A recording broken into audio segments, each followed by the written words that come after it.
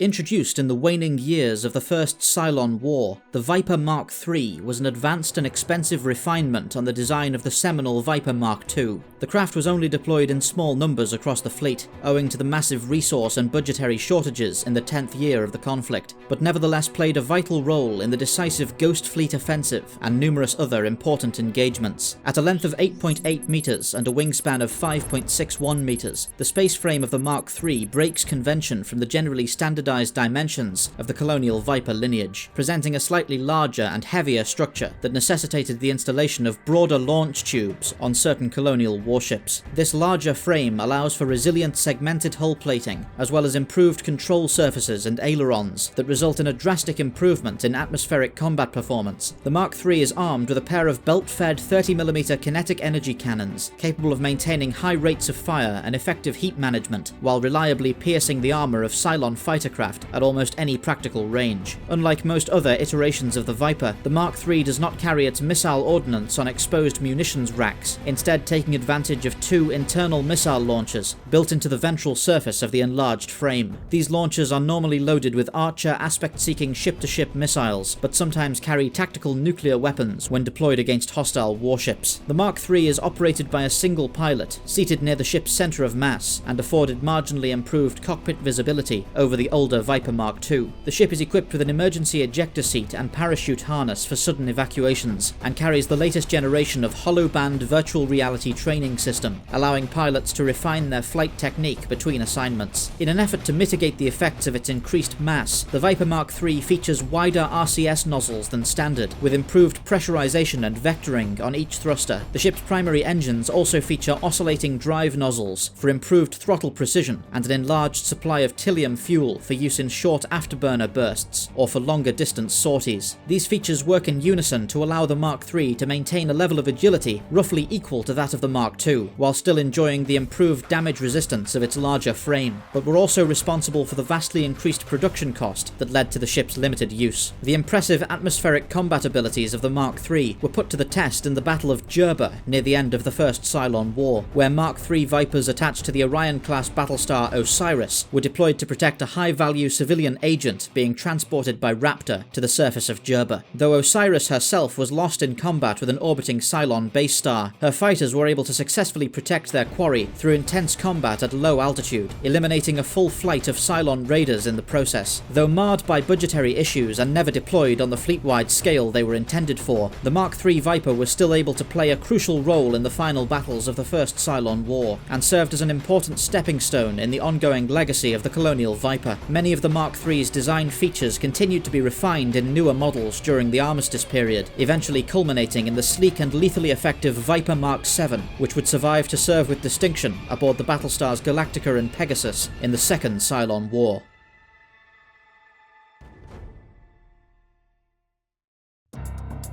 Thank you for watching Spacedock. If you're interested in supporting the channel, please do check out the links on the screen right now or in the description below for our Patreon and channel membership services. Anything you can pledge goes towards improving our team and our equipment and allowing us to put together bigger and more exciting video projects for you guys on the channel.